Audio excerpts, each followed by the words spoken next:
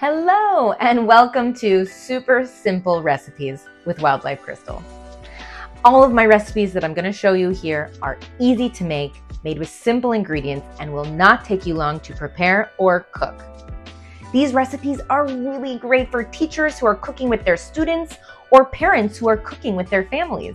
Because every step of the way, I'm going to be talking about the nutritional benefits of each ingredient that we put into our meal. That way, kids can learn exactly why we're eating each food, and they get to learn about healthy nutrition at a young age. I hope you guys enjoy. Here we go.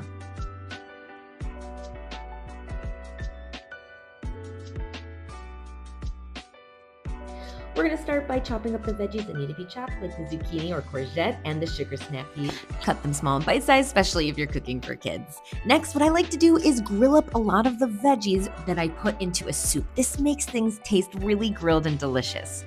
Grill those up along with the beans, the zucchinis, and then you're going to add your water, boil, and then add the peas.